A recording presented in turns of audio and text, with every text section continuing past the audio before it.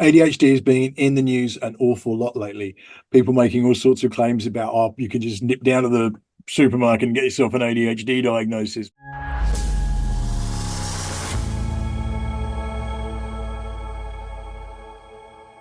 You'll know we've been speaking with Chris regularly about his ADHD diagnosis, a late diagnosis as an adult, only about a year ago, and we've had a few conversations about it. So, Chris, welcome. How you doing, man? Yeah, I'm good. Apart from the weather and it's going okay. So yeah, I've got one of those rare moments where it's a bit of a prolonged period of good news. So Oh, that's good. I'm not used to you starting conversations with positives. Back on the grumpy gits, Chris was always the one you could rely on for what's gone wrong. I played the role very well. As I say, Chris has been really open, and we've been talking a lot about his, I hate the word journey, but I don't really know what else to call it. Yeah. From getting diagnosis to getting medication, to having to come off medication, go back on medication. We've covered it all. You can check out the playlist. I'll put it in the description. You can click the link up here. What's been happening since we last spoke, man?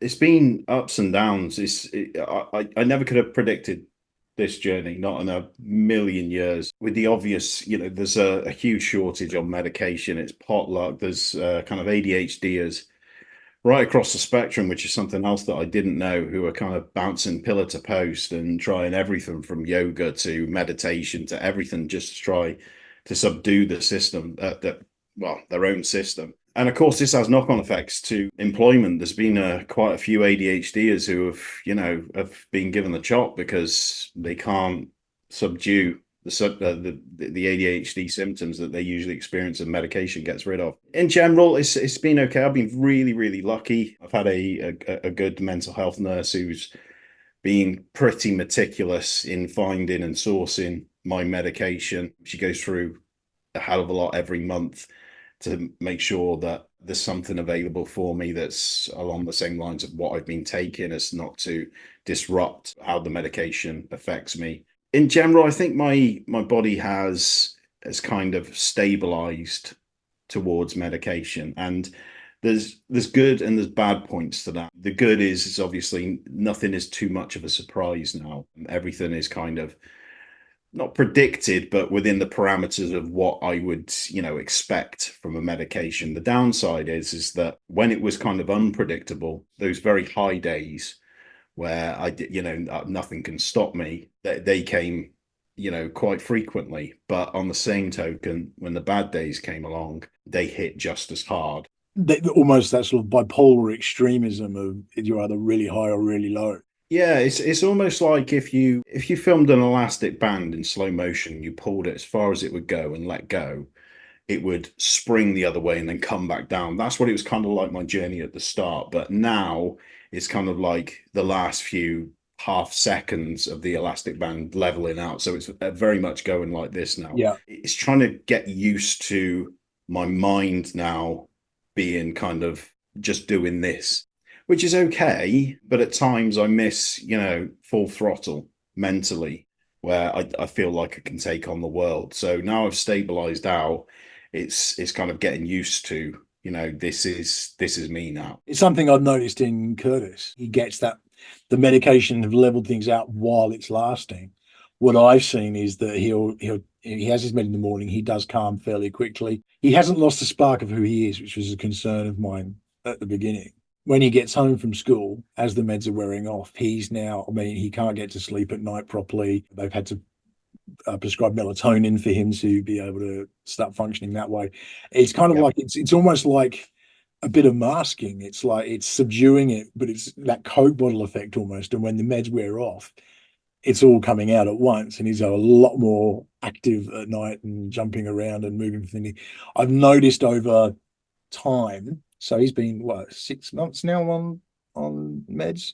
I've noticed over that time that after school high is ebbing a bit. So it's not quite as extreme as it was. So that's what you were talking about with the body kind of adapting to the medication. Is that right? Yeah, absolutely. I think it's a case of it's a new, and as I mentioned in previous videos, that new experience of suddenly the potential letting loose in your brain. Yeah. You go full throttle, and all of a sudden, nothing's off the table. You feel like you can do anything. And yeah, that's kind of the positive wave. And on the downside, everything is more focused and magnetized. And it's very difficult to explain, because it's not that you feel everything a lot more. It's the fact that you're more focused on what you're feeling, if that makes sense. So It you does. It when you almost reduces the lens focus. It's like a zoom almost. yeah. So when you feel those positives, you very much focused on them. You almost carry that and go do what you need to do. And when it's negative, you're very much focused on that. So if you are getting those kind of blue days where you just don't feel right, or something's niggling at you, or a couple of things are niggling at you that you can't solve instantly, those suddenly become more of a focus, and you carry that on your back. So sometimes it's a bit more difficult. But in terms of kind of Curtis's journey, it's difficult for me to comment on it, because obviously there'll be some similarities. But it's every person's an individual, aren't they? They're all going to have a different experience to Well, some level. there's that, but he may, it's unlikely, but he may be carbon copy when he's 41, and in my situation. Yeah. But he's in his younger days, and obviously you're just filled with energy, and you're bouncing around and everything else. For me, as I got older, obviously, I've said before, without my medication, it's almost debilitating. But in my younger days, I was bouncing around and looking for that dopamine, Yeah. and everywhere I could find it. And that's probably along the same lines as Curtis, but now he's obviously on medication to give him that. He doesn't need to go to certain extremes to get it. Yeah, that makes total sense. Something you mentioned there as well is the current lack of medication availability. It's something that we've experienced. We've had to really dig around to get a hold of the meds that he's on, and it's been very, very challenging, especially down here in Devon, where it's like kind of cut off from the rest of the UK. Yeah, it's been a really challenging time, but it's been interesting for me watching this and being part of it from my parent carer perspective, but then seeing the news coming in that there are these shortages, but then you've got the government saying they're going to shake up PIP and they're going to make it so that they're trying to get people back into work. And you mentioned there that people are getting fired from jobs because they can't maintain their equilibrium, I guess is the best way to describe it. Yeah. And yet you got sort of one side, the government saying, oh, we're going to change it also, we're pushing people back into work. But that requires employers that are prepared to employ, and therefore you can go on about the legalities of fairness and equality, but the reality is, if an employer is not going to employ someone, and you can talk to anybody who's neurodivergent at any level, once they disclose that, it becomes a real wall to climb to get to employment. What are your Yep. thoughts on all that? Well, I think we've kind of been boxed in, and it's very apparent, because obviously it's not just the shortage of medication, which obviously for I can't speak for the whole ADHD community, but what that does actually give me is that almost kind of dread feeling, because I haven't got consistency in my life. For every month, there's that kind of almost empty pit that I could feel, this kind of black hole that is my medication going to be available, because I've got so much on next month. And it's not just the end of the month, it's every month that you're looking past it, but you try your best to bottle it up and put it to the back of your mind that it'll get better, or this won't always be the case. But I think it started, I think it was July or August last year. Then they said that it was going to be fixed by November. Then they said April, and obviously it's getting round to, I think they've said June, but obviously they've put it back so much that Yeah. it's like what you're supposed to do in terms of the government side of things, and people losing their job because of ADHD and it being debilitating and unable to focus to do your work. The issue is obviously the government is kind of demonizing not just ADHD, but kind of all disabilities Yeah, and what. exactly. And one of the worst things is that the funding isn't there to support these individuals. In fact, this is a good example. A friend of mine who is, I said to him that he should really look into an ADHD diagnosis, because all the signs are there. He was like, you know what, I've spoken to a couple of friends who are ADHD and they've said the same, so I'm going to look into it. He called up his doctor. He was going through the process, and then did the questionnaire, which, you know, moved him on to the next level, where he's going through like the big 2 hour Yeah. questionnaire to make sure everything is legitimate and that he can get his diagnosis. And they've turned around to him and said 86 weeks wait for it. So 86 weeks. the government are wanting people to move on, and obviously, I think it's kind of been said, or it's certainly been heavily implied, that this awful stigma that, you know, we're all lazy, and then you've got this false pride brigade who are more the older generation who are, unless they're involved in disability, have no Yeah. clue exactly what these things are about, or what we experience. And they kind of, like I said, this false pride, and they love to kind of jump on social media and state, well, back in my day, I worked 500 hours a week and I did this and I looked after 8 kids. It's like the Monty Python Four Yorkshiremen sketch, isn't it? We used to live in this tiny old tumble-down house with great big holes in the roof. House? You were lucky to live in a house. We used to live in one room, all 26 of us, no furniture, half the floor was missing. We're all huddled together in one corner for fear of falling.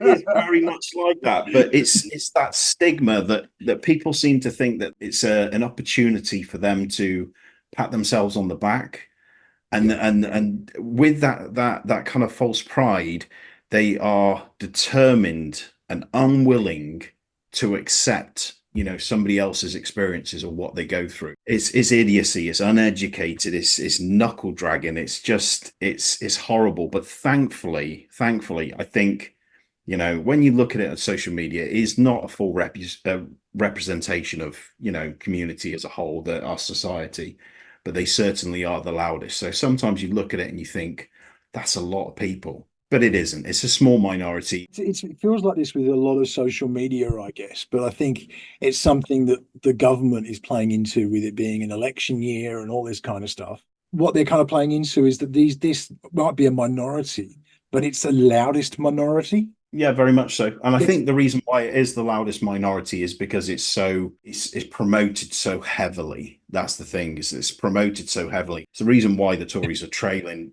behind so massively behind Labour, is the fact that they are throwing every single culture war thing. You know, they're going after the trans community, they're going after the disabled, they're going after, it's literally every minority group you can think of. They're starting a war. And thankfully, I think after kind of the last couple of elections where they've done the same, where they've gone for culture wars and people have gone, this is what we want, and they've not delivered on a single promise, people are like, you know, I just want normality back. I'm sick of your wars. I'm sick of you trying to divide everybody. And while you get those people who are paid shills, who are, you know, promoting it like trans are bad and disability are lazy, people are kind of like, you know what, I'm sick of this. I can't even pay my gas and electric bill. So sort that out. Maybe I'll think about it. It's a sad state of affairs. And we're not trying to be political here. It's more about the fact that really PIP's being affected, and it's affecting the lives of disabled people. And I think what gets missed is, and it's something that I've seen a lot of the disability charities trying to bring forward, is that it's not just a case of, we're putting pressure on here. It's causing an amazing amount of distress, of anxiety for people who already have a lot of stress and anxiety in their lives. And they don't seem to be concerned about the ongoing mental health issues that come from this. We need to start digging deeper. I had a fascinating conversation with Patrick Bevan, who is an ADHD adult diagnosed, and what he's doing. And he talks about the fact that there's such a stigma in the workplace, all facets of neurodiversity. And we were having a chat, and one of the things that we came up with was that if you had the chance to hire Bill Gates, or, like him, I hate him, Elon Musk, or Steve Jobs, or Nikola Tesla, if you had the chance to hire them in your company at the same wage that you're paying everybody else in your company, essentially, would you do that? And of course you would. But the reality is, well, you've probably got those people there, but they're too scared to come forward and say, hey, I'm neurodivergent, I might be autistic, I might be ADHD. Actually, this could be a real benefit to the business, but people are missing it because of the stigma attached. And it seems like we need to overcome this stigma that's there. I completely 100% agree. And I think, again, I'm not going to speak for the entire neurodiverse community, but because I say we, I mean, I feel a bit strange saying that because obviously I was only diagnosed like a year and a half ago, but certainly we try to stifle that side of us to fit in with others. We don't want to go above the parapet because the focus then will be on us. And if people focus too hard, they'll notice that we might be different. And we carry around this, I'm going to talk for myself rather than kind of like an embarrassment. Like if they look too hard, they'll see that I'm different, and that's a little bit embarrassing. But when you're doing these jobs, and I think this goes for all walks of life in terms of, employment, when your confidence is high and you've got nothing holding you back, that's when you fulfill your potential. That's when, ideas just pop.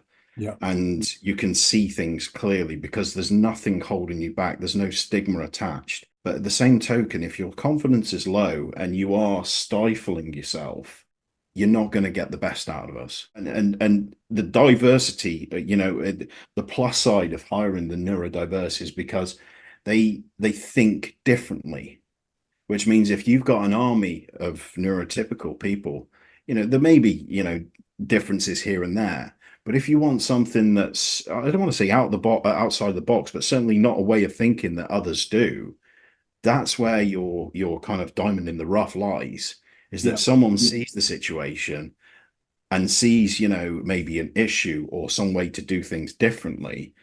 That's the person that's going to be thinking of it, not the kind of John Doe's in that grey world over there. It's the kind of rainbow firework guy that's in the corner that's just scared to let this out because he doesn't want to be seen differently.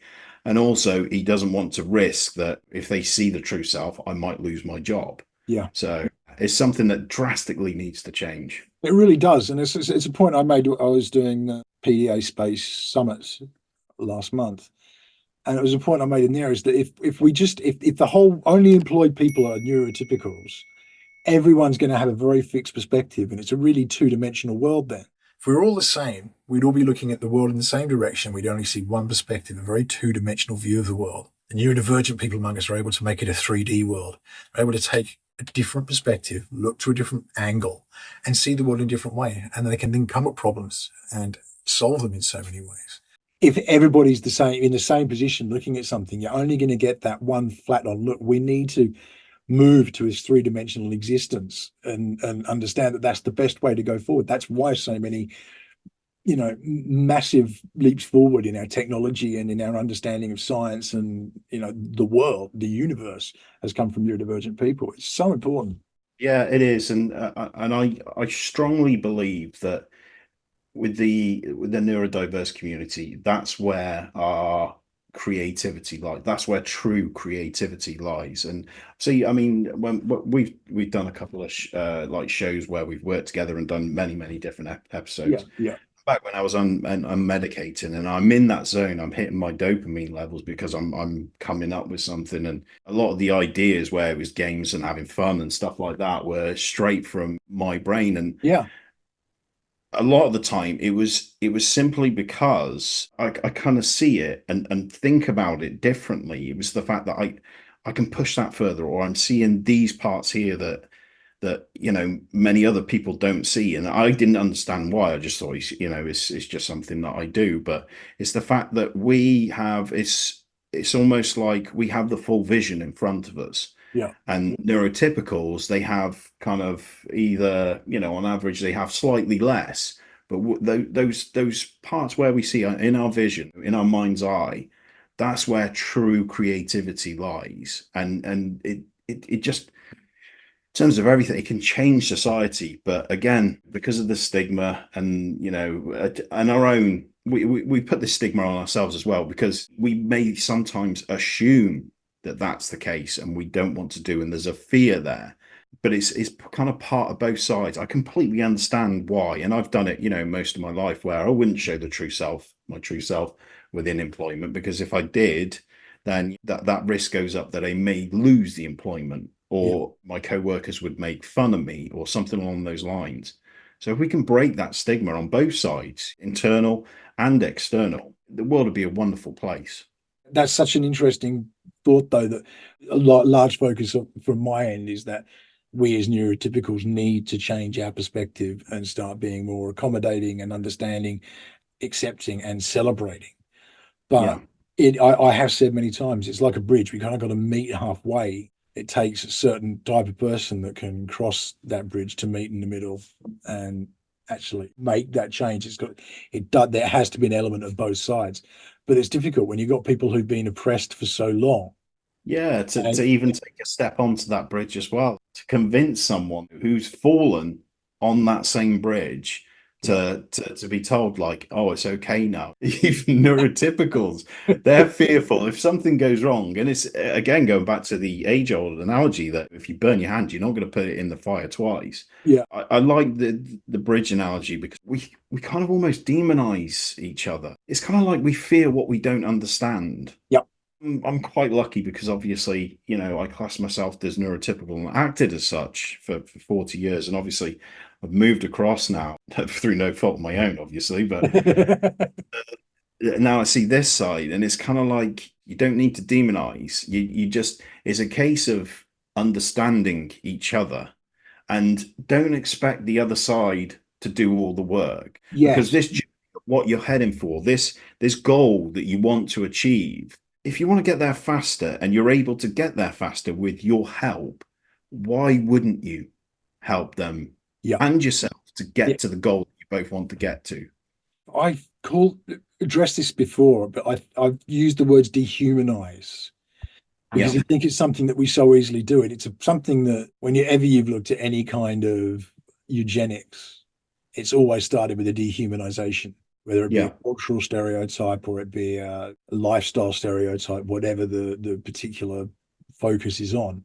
The first thing that's done is you dehumanize that section of society because that way you don't run into the same element of this is a person's life we're affecting.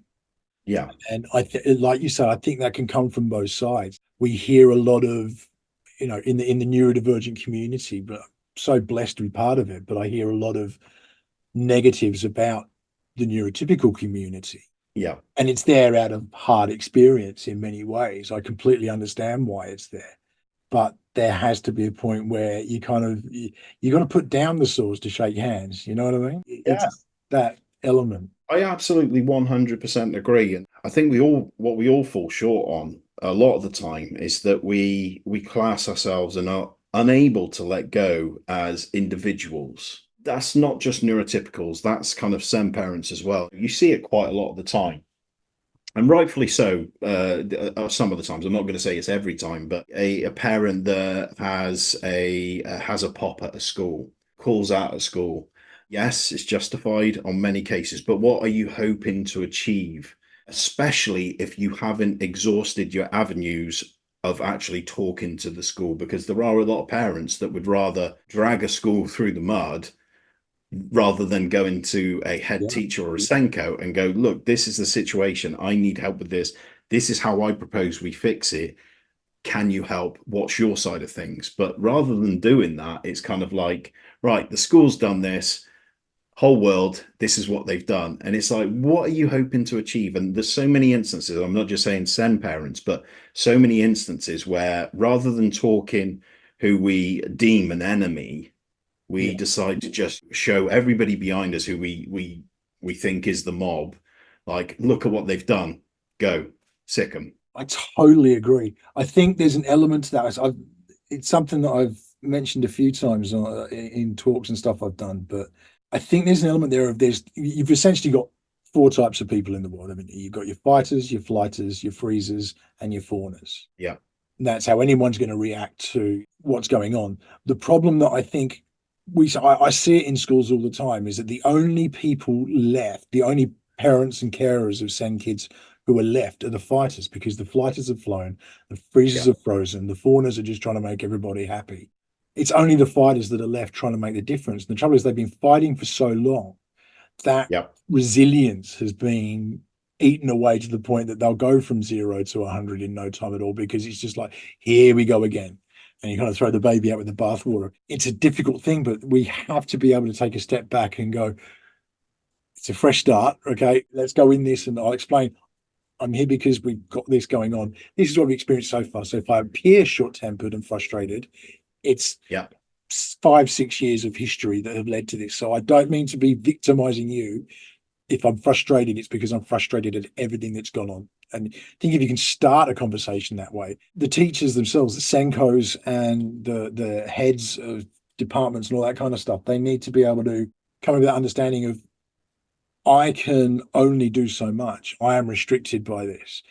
Things like explaining that EHCPs are difficult to get, but part of the reason they're difficult to get is because the school has to fund the first £6,000, and we don't have the budget to do that. So we have to restrict who we can put forward, and it's only going to be the most extreme cases that we're going to put forward for EHCPs. Otherwise, it's costing us, and we don't have, £30,000 extra in our budget a year that we can put into every SEND student in that class. It becomes such a challenge because you've got both. There's no communication going on, and when you come in fighting, the only option is that someone's going to be defensive, and you're going to have this immovable force and a unstoppable object. It's only going to end with calamity. Whereas if both can kind of come in with that clean slate, with an understanding of past trauma, past experience, but an honesty and openness, I will do everything I can from the Senko's perspective, but I am restricted. I don't like it any more than you do, but I can't change that. So as long as you understand that, I'll be fighting your corner with everything else that we can do. And then the parent can say, well, we struggle with this, so I apologize if it feels like I'm overreacting. It's based on a lot of experience with a lot of other things. You've only got the fighters left. Everybody else has dropped out. So it just becomes naturally combative. Yeah, I absolutely agree. And social media can be a very powerful tool. What I disagree with is it being misused as a tool, because there's cases where, and people I know, in fact, who have gone through, great lengths to reach out to schools and to do what they can, obviously as being good parents, and, it being completely in one ear, out the other. Yeah. And so that's when social media becomes almost like a megaphone. The haven't listened, they haven't taken it on board, and they haven't acted accordingly. Even for most cases, just simply reasonable adjustment for your precious boy or girl that means the world to you. So that's when social media can become a very, very important tool in your arsenal when you're fighting. It's just that I think there's times, because these cases, they do get a lot of traction, they do get a lot of engagement. Those conversations are started and protected, but I think there's sometimes individuals who see that and they almost look for even a sniff of something similar in their own child, for then to go onto social media and hope that they get the same, I don't want to say admiration, but certainly the same kind of interaction with others, and to say that, yes, I'm kind of part of this club where it's the school and it's not me. The ones it's happened to, the ones that have used social media correctly, have done exactly what we've said. They've exhausted the avenues, they have gone in understanding, they have stated in detail their side. The school don't see home, so that's down to them and other parents who go through the same things to inform the school of this side, that to fill in that gap of information on the child they're trying to educate. But there's times where there are schools that just don't listen or aren't equipped, or there's a Senko that isn't doing their job correctly and is not doing it right. And of course, funding plays a huge part in that. And as you mentioned before, EHCPs, every child that needs it should be given it. It shouldn't be a case of, oh, it's going to cost money. Well, if we want that child, if we want that individual to really fulfill their potential, to go out and be a prominent member of society, a member of society who's going to pay their taxes, is going to go to work and contribute in a meaningful way, if you break it down in its simplest form and take out all of emotion, that is an investment. Yes. That's an investment. You want to put zeros and ones and money on something, that's an investment. So why aren't we investing? Couldn't agree more. I'm going to wrap this up with a sort of final question of, with everything that's happened for you over the last few years, coming to understand that you're ADHD, getting the medication, your understanding of yourself has really increased. Has that been a real positive for you, or have there been negatives associated? Is it a bit of both? How to word this? It's I honestly think it's both. And there's days where I hate this. Yeah. I despise it. I think it's a curse. I think that, what did I do in a previous life, or if there's someone up there who has contributed to how I've come out, and I hate it with all of my being. And it's a separation from my body as well. It's not that I hate, all of this. It's just I hate this because I've tasted my potential. I've tasted what I could be, my full capacity, what I could do. And then to be given on another day just a fraction of what I could be, that's the days where I have resentment towards my own mind. So I mean, in positive and negative, the positive is that those days where I feel like I can do anything, those are real high days. That's a day where, we've all had conversations, especially as couples. If we win the lottery, what would we spend our money on? That's basically the internal monologue I'm having with myself on a good day. It's not what I want to spend the money in, it's what should I do? Because I can do anything on this day. On the bad days, it's kind of like the whole world is collapsing in. Do I regret, regret doing it? Regret, getting the diagnosis and taking medication? No, I don't, because those high days, I think, outweigh the low days, but it certainly doesn't make it any less hard. Does the understanding help you to be more forgiving to yourself, though, as well, when you have those low days, understanding what's caused it and being able to? It helps the forgiving of actions, certainly. If I'm, I've done something where I've taken a break from my medication for a day or two and I do something, or, I may eat unhealthy for lunch or something, I'm certainly, I don't hold myself accountable where I'm kind of like, why did you do that? Because, I accept that's me. What I have resentment over is just how I'm built on those days where it's low. It's almost like a scream in my own head. Why? With that, it also comes guilt, a lot of guilt, because I'm suddenly kind of reminded by myself that there are so many people out there that not only have similar to what I have, but have much more debilitating disabilities. It's kind of like, there's unmedicated people who feel like that every day. And there's also people who maybe they've lost a limb or are in pain 24 hours a day and can't get the care they need because of just how our country's turned out. So it's a real battle of negativity where I'm trying to climb out of a hole, beating myself up because I'm not kind of identifying how kind of lucky I am. And at the same token, it's kind of like, why was I built like this? That makes a lot of sense. Chris, I want to really thank you for being so vulnerable and open about it all and honest about what's going on. I'd love to hear, I'm sure we both would love to hear from you guys out there if you've got experience with ADHD or neurodiversity in the workplace or anything out there that you're experiencing. Please put it in the comments. We'd love to hear from you. Positive and negative stories, please chuck them in. It makes a huge difference.